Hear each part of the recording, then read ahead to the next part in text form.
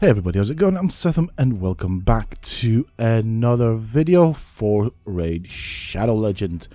In this video, as with the previous ones, I will be continuing with the story for the game. So we are on chapter 8 and I believe it is called Vlademar Strait, something like that. Probably butchered the name.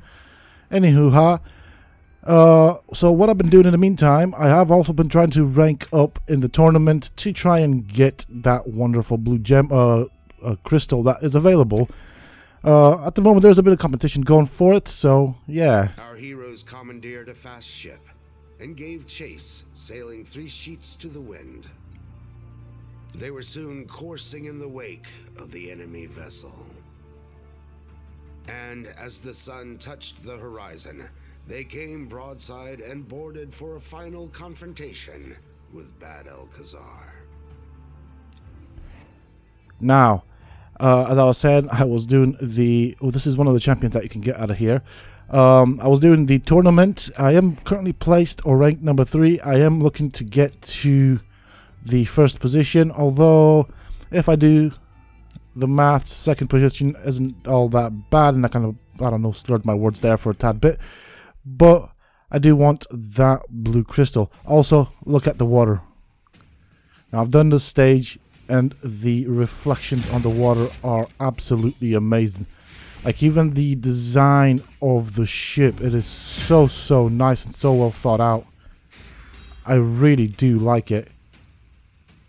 As you can see, it does not repeat itself either, so that is well done. I do like how wonderful this particular level is designed. Now obviously we're going to continue with the story. I want to see how this all ends, and it's going to be interesting. Now, I didn't finish the campaign storyline in my first playthrough. I think I got pretty close to the end, and then I decided I'm going to make this into a little mini series just to kind of show off the detail of this game and how amazing it is, and eventually go into making guides. Now, when I finish with the campaign, I will be looking at probably leveling up, so I'll probably finish the campaign well before, or level up well before the series ends, simply because this is basically my second day of playing, and the way I'm recording these, I am bulk recording and editing these things, and so I'll probably either release a video for the series once a day or once every other day. It depends on how busy my life gets. I would like to try and squeeze in some other ARC videos and Conan Exiles if something happens in Conan Exiles. Nothing actually has taken place in Conan Exiles, nothing new. And as I said, I have actually decided that I will not be showcasing and focusing on the Conan Exiles DLCs, simply because that would involve a lot of time for me to kind of build with the pieces and stuff like that. And as it currently stands, I am actually struggling for time.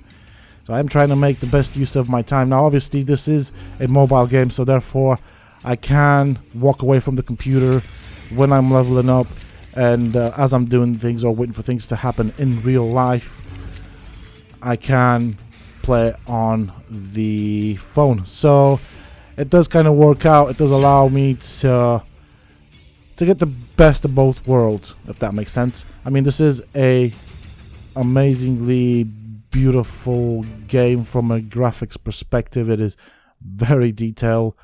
And like, in terms of combat mechanics and just mechanics, it's on par with WoW, which is what I liked about the game. It is a very fun game, World of Warcraft.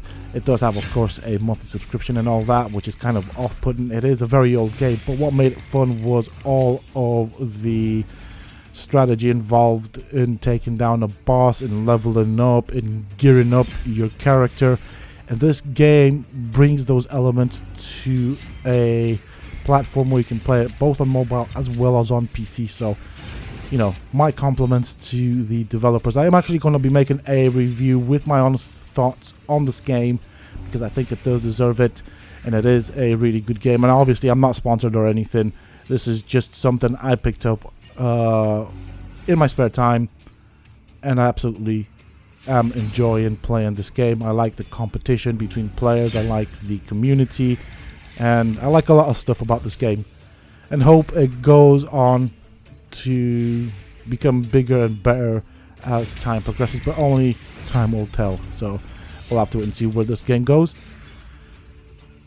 So that's kind of pretty much what I wanted to cover in this video. Now I do realize that because I'm spending so much time playing this game and trying to kind of get ahead of myself, that does also of course mean that for a brief period of time there may not be any ARK videos or Conan videos on the channel. I mean, you know, I more or less now I can say that I wasted 2 days on making the little mini series that you guys are watching at this moment. But once it's done, it's done. That should give me enough videos for about 2 weeks if I'm not mistaken. So that's what, 12 videos. Well, I'd say 12 days. So if I set 1 chapter per day, then that should mean, you know, 12 days of video content. Now obviously I can spread them out as I see fit, so that there is always a video on the channel, and so therefore that would then mean that I can also squeeze in ARK videos and Conan Exiles videos and stuff like that, and all that good stuff. Now this also does mean that there may be days where there will be 2 videos a day. So for example, it could be a video for this playthrough with a Conan Exiles video, or a video for this playthrough with maybe a guide for this game. It all depends again on my time and how much of it I have, to be fairly honest. Now I'm glad that I leveled up, because I am actually flying through this level. That is good. Now because I keep losing one of the champions, which is a bit of a weaker champion, I am doing these levels with 1 star. If I get all of my champions through the level without losing one of them, then I get 2 stars, and then I have to come back and do all the levels with 2 champions or less to get all 3 stars. Now I do want to get all 3 stars because there is a void shard, I believe, at the end of this.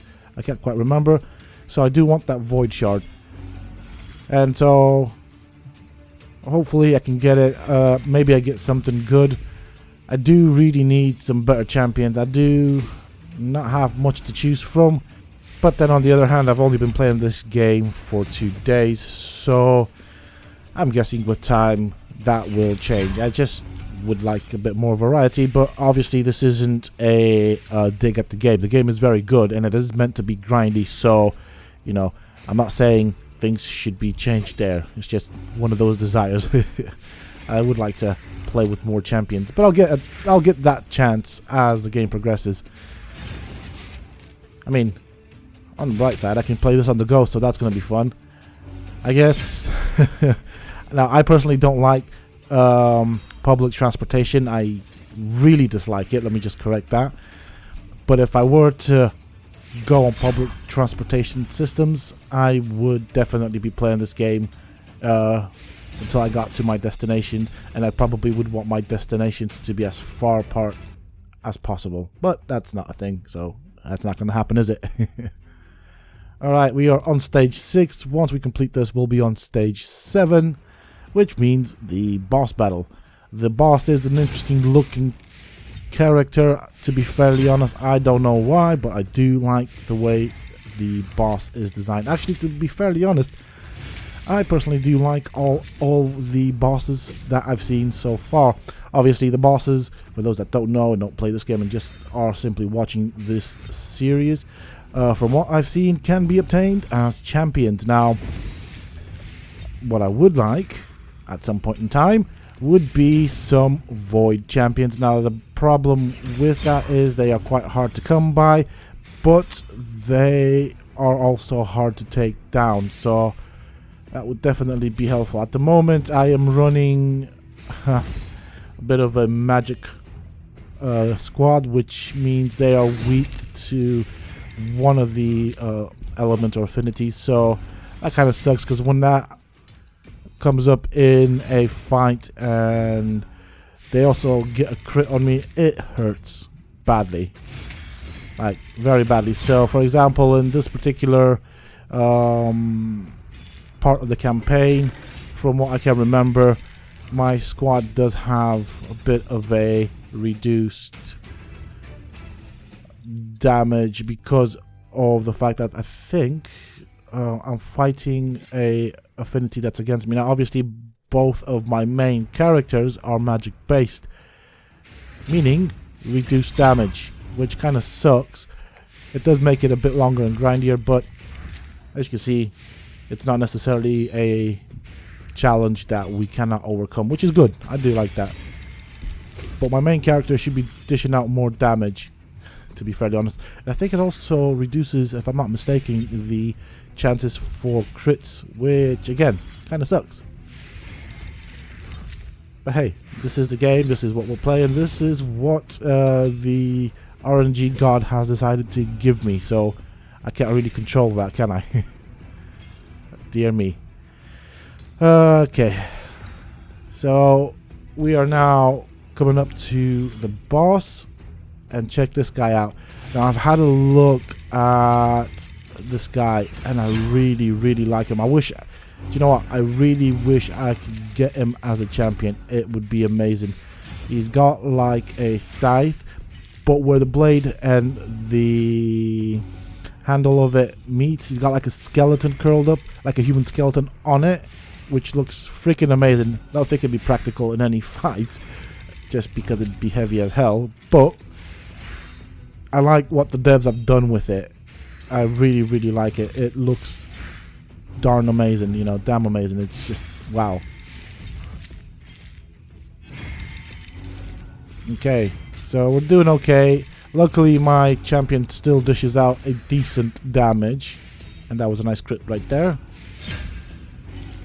Now as you can see, this boss does heal, which is kind of good. So I think, if I'm not mistaken, this guy is a legendary, and when and if I get this guy, trust you me, I will be using him. I do like his abilities as well. As Bad-el-Khazar crashed to the deck, a black book of spells tumbled from his gown. It bore arcane writings and an image of a horrifying ritual. Meanwhile, freed from the necromancer's somber grip, the surviving Knights of the Sacred Order were released from their demonic trance. A knight by the name of Kenric begged forgiveness for his order's wrongdoings while under the necromancer's yoke. He swore to restore their honor and to save the bewitched folk from committing their shards to Surath. There we go. So that is it for this particular chapter. Join me in the next episode where we will continue with the story. And that's pretty much it. You know, this is what the game is. I've got 4 more chapters to go through, and things are going to get a bit more tougher. So I am going to do some leveling up and preparing for the next one. Until then, I do hope that you have enjoyed it. If you have, please don't forget to support me on the channel by hitting that like button. Subscribe to the channel if you're new and haven't already for more similar content from myself. And if you have just subscribed, why not check out some of my other videos and guides here on this channel? Who knows, you might just enjoy them. And don't forget to hit that bell icon so that you get notified when I upload new videos and content to the channel. Also, for those interested, you can always find me on the Sethtopia Discord. Links to this, of course, you can find down below in the video description, as well as in a pinned comment from myself. Until next time, stay safe, folks.